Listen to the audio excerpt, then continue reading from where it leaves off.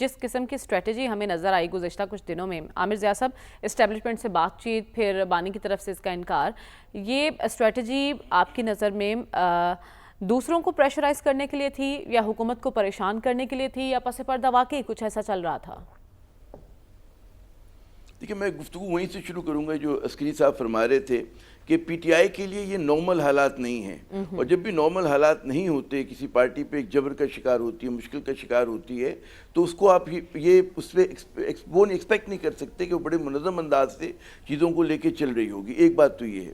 پھر دوسری حقیقت یہ ہے کہ جب بھی آپ مشکل کا شکار ہوتے ہیں تو آپ کانفلکٹنگ سگنلز دیتے ہیں۔ بعض اوقات وہ بڑا پلاننگ کے تحت دیتے ہیں، منصوبہ بندی کے تحت دیتے ہیں، بعض اوقات از خود ہو جاتے ہیں وہ۔ اور میں یہ سمجھتا ہوں کہ سیاست میں ابہام جو ہوتا ہے، ایمبیگوٹی ہوتا ہے، وہ بھی ایک سورس آف اسٹرینتھ ہوتا ہے۔ آپ ہر چیز جو ہے، اپنے ہر پتے جو ہیں وہ کھول کے نہیں رکھ دیتے۔ وہ بالکل صحیح کہا عسکری صاحب نے کہ ایک طرف سے وہ لوگ ہوں گے جو ہارڈ لائنرز ہوں گے، اور ایک طرف سے وہ ہوں گے جو سمجھتے ہیں کہ ریکنسلیشن ہے۔ اگر یہ سوچ سمجھ کے کر رہے ہیں تو it is a good strategy, اور اگر یہ سمجھیں ایک دوسرے کی مخاصمت میں کر رہے ہیں تب بھی برا نہیں ہے پارٹی کے لیے۔ آپ کو کیا لگتا ہے یہ سوچ سمجھ کے کیا جا رہا ہے یا مخاصمت میں کیا جا رہا ہے؟ اور ابھی بھی کچھ کارڈز باقی ہیں پی ٹی آئی کے پاس شو کرنے کے لیے؟ دیکھیں، کارڈز تو دیکھیں، سب سے بڑی جو پی ٹی آئی کی کامیابی ہے جس کو ہم بالکل وہ کر دیتے ہیں کہ جب اس کے اوپر ٹریک ڈاؤن ہوا تھا تو ہر آدمی جو تھا وہ یہ سمجھ رہا تھا کہ جی پی ٹی آئی کے دن ختم ہو گئے۔ جب چھوڑ کے بڑے بڑے نام ان کے جا رہے تھے، پریس کانفرنسز کر رہے تھے، عمران خان کو جیل میں ڈال دیا گیا تھا، تو پورا ایک کہتے ہیں نا پورا جبر تھا اس کے اوپر۔ اور ہم نے دیکھا کہ ماضی میں جب 99 میں یہی صورتحال نون لیگ کی ہوئی تو کیا ہوا؟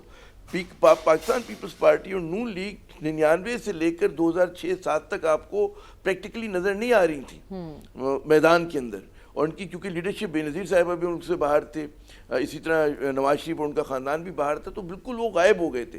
یہاں پر آپ پی ٹی آئی کو کریڈٹ دیں، کہتے ہیں غلط یا صحیح، وہ بھی تک وکٹ پہ کھڑے ہیں، اس پہ غلطیاں بھی کر رہے ہیں، اس پہ ان سے مطلب ہے کیچ بھی چھوڑ رہے ہیں، ان کی وکٹس بھی جا رہی ہیں، لیکن یہ کھڑے ہوئے ہیں۔ تو یہ جو ان کی مزاحمت ہے، یعنی کہ حکومت کی ناکامی یہ ہوئی ہے کہ ان کو ختم نہیں کر سکے وہ۔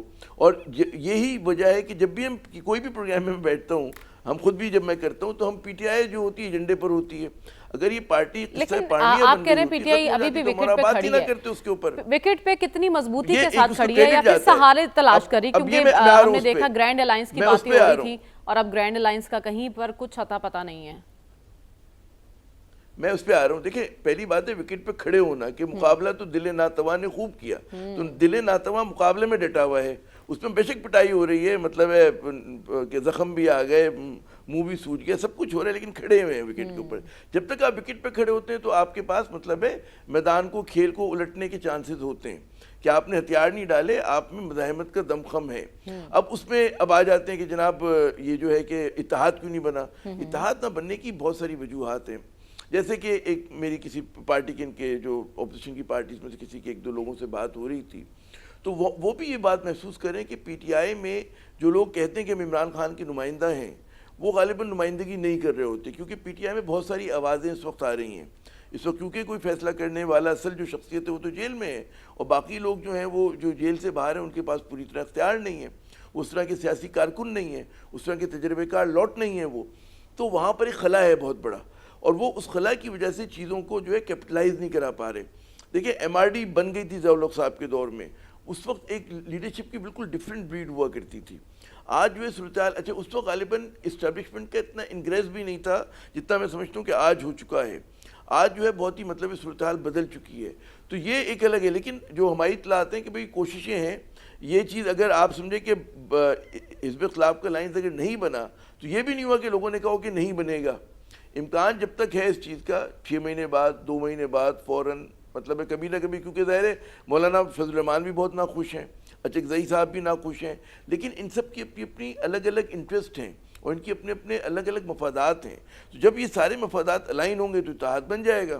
اب فرض کریں پی ٹی آئی کے بارے میں ہمیشہ یہ کہتا ہوں نا، جب آپ بات کرتے ہیں کہ جی ان کی گفتگو کیوں نہیں ہو رہی، باقی جیسے اچکزئی صاحب ہیں وہ اسٹیبلشمنٹ سے غالباً بات کرنا پسند نہ کریں، یہ بالکل طے شدہ بات ہے، ان کی ایک اپنا طریقہ ہے سیاست کا، مولانا کا ایک اپنا ہے۔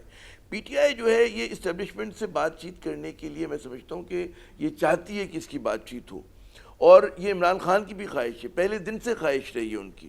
ظاہر ہے کہ اسٹیبلشمنٹ کا ایک اپنا نقطہ نظر ہے، وہ ان سے بات کر رہی ہے نہیں کر رہی ہے، وہ ایک بالکل الگ بحث ہے.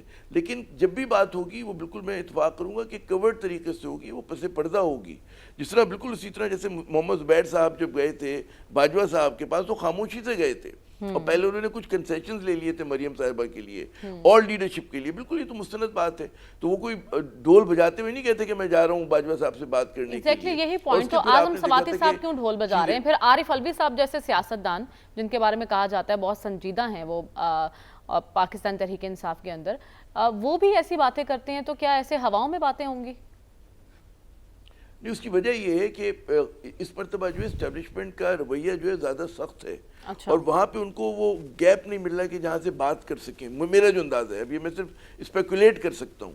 اس وجہ سے آپ دیکھیں کہ وہ یہ اظہار بھی کرتے ہیں کوئی خواہش کا کہ میں بات کرنی ہے، پھر آپ دیکھتے ہیں کوئی اور آدمی سخت بات بھی کر رہا ہوتا ہے.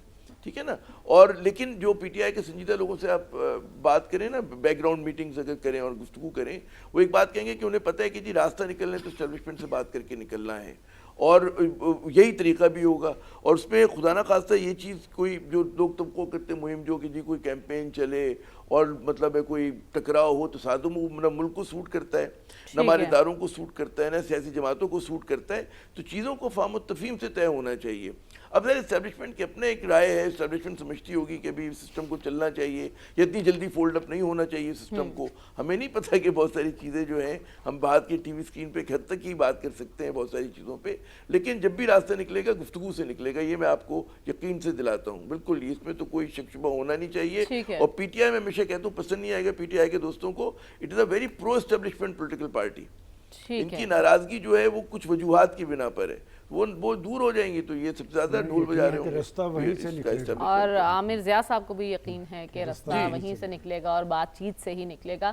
سیاسی اور عسکری قیادت تو پرعزم ہے عامر ضیاء صاحب، پھر قلع کما ممکن کیوں نہیں ہو سکا اب تک، اور ہمیں اس کے لیے کرنا کیا ہوگا؟ جیسے کہ عسکری صاحب اور سلمان صاحب نے پہلے کہا، میں اسی کی تائید کروں گا، اسی بات کو آگے بڑھاؤں گا، کوشش کروں گا کہ فوجی ایسپیکٹ جو ہے وہ تو صرف ایک حصہ ہے اس پوری لڑائی کا، اور یہ لڑائی بہت ہی پیچیدہ لڑائی ہوتی ہے، اور اس کے اندر جو ہے صرف سیدھا یہ نہیں ہوتا کہ دشمن سامنے اور آپ کو جا کے اس کا قلع قما کرنا ہے. کوئی روایتی کنونشنل وارفیئر نہیں ہے، تو یہ تو بہت ہی مطلب ان کنونشنل لڑائی ہے. اچھا، اس میں ان لوگوں کو آکسیجن کہاں سے ملتا ہے یہ بہت بڑا سوال ہے کہ لوگ جو ہے صرف آپ یہ بھی نہیں کہہ کے ٹال سکتے کہ جی بیرونی جو ہمارا دشمن ہے وہ سازش کر رہا ہے. تو اگر بیرونی دشمن کر رہا ہے تو اللہ ہمیں بھی توفیق دے کہ ہم بھی اس بیرونی دشمن کے گھر میں جا کے کسی قسم کی سازش کر لیں، اور ہم بھی وہاں پہ جو لوگ ڈسیٹسفائیڈ ہیں ان کو بھڑکا سکیں، ان کو پیسے دے سکیں، ان کو مسلح کر سکیں. بات یہ نہیں ہوتی. دشمن اس وقت فائدہ اٹھاتے کہ جب آپ کی سوسائٹی کے اندر کنٹرڈکشن یعنی کہ تضادات ہوں گے.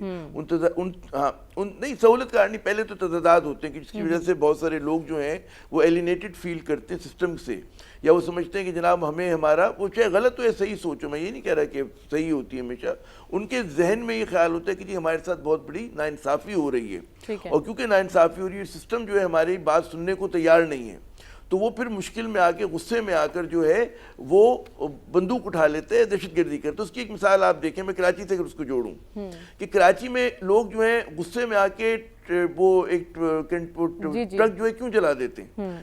جس گاڑی نے ایکسیڈنٹ کیا ہوتا ہے اس لیے جلاتی ہے. پہلا قدم ہوتا ہے نا شدت پسندی کا، غصے کے اظہار کا. وہ کہتے ہیں جناب پولیس کھڑی ہوئی کچھ نہیں کر رہی ہے، یہاں پہ 80 لوگ مارے گئے پچھلے 3-4 مہینے میں بڑی گاڑیوں کی وجہ سے، کوئی ہمیں انصاف نہیں مل رہا.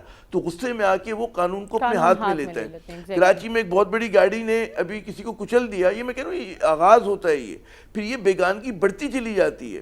وہ دیکھتے ہیں کہ جی سسٹم جو ہے کام نہیں کر رہا، یہاں پہ لوگ بڑی گاڑیوں میں گزرتے ہیں اور یہ ہمارے ساتھ جو مرضی کرتے ہیں. میں انصاف کے لیے عدالت جاتا ہوں، پتہ چلا ہے کہ وہ قاتل چھوٹ جاتا ہے، تو غالباً وہ کہے میں غصے میں خود جو ہے میں جسٹیفائی نہیں کر رہا ان باتوں کو. لوگوں میں پھر اس طرح کی غصہ جو ہے وہ سوچ پیدا کرتا ہے. اس چیز کو براڈر آپ لے کے چلے جائیں، وہ مذہبی اعتبار سے ہو سکتا ہے. بعض لوگ سمجھتے ہیں جی جو مذہبی عناصر کرتے ہیں وہ کہتے ہیں سسٹم جو ہے، اس سسٹم کا جو عدالت ہے، جیسے آپ کو کے پی میں نظر آتا ہے نا کہ جب آپ نے آلٹرنیٹ یا تو آپ اچھا انصاف آپ نے ان کا ٹرائبل سسٹم ختم کر دیا, آپ نے انضمام کر دیا ان کی اس کا کیا کہتے ہیں ٹرائبل ایریاز کا, لیکن آلٹرنیٹ سسٹم نہیں بنا پائے اس تیزی کے ساتھ. ٹھیک ہے نا, آپ نے ویسی عدالت بنا دی کہ جو کراچی میں جو کہ انصاف چیز وہ پوتا جائے دادا جائے اور انصاف نہیں کر رہی ہے. تو بات ہی کہ آپ ساتھ ساتھ ریفارمز نہیں کر پا رہے. یہی حالت بلوچستان کی ہے. وہاں پہ مجھے نیشنل پارٹی کے لوگ بتا رہے ہیں ڈاکٹر مالک کے کہ جی ہو یہ رہا ہے کہ کیونکہ متنازع انتخابات تھے تو ہمارے ساتھ کے لوگوں نے بہت سارے جو بچے ہیں وہ یہ کہہ رہے ہیں کہ جی آپ نے فیڈریشن کی پولیٹکس کر کے دیکھ لیا, فلاں کر لیا, اور وہ جا کے انتہا پسندوں میں جا کے شامل ہو رہے ہیں کیونکہ انہیں یہ لگ رہا ہے کہ ہم ووٹ کسی کو دے رہے ہیں نکل کسی کے نام پہ رہے. کراچی میں پرسوں ایک مارکیٹ میں کھڑا ہوا, کسی سے بات ہو رہا, اس کو یہی غصہ آ رہا تھا شخص کو. وہ کہہ رہے تھے جی ہم نے ووٹ کسی کو دیا, ہمارے علاقے سے جیت کون گیا جو بالکل نہیں جیت سکتا تھا. تو آپ کو انصاف لانا ہوگا, آپ کو پولیٹیکل سسٹم صحیح کرنا ہے, آپ کو معیشت صحیح کرنی ہے, تب آپ دیکھیں گے کہ معاشرے میں جب انصاف ہوگا تو یہ غصہ بھی تھم جائے گا.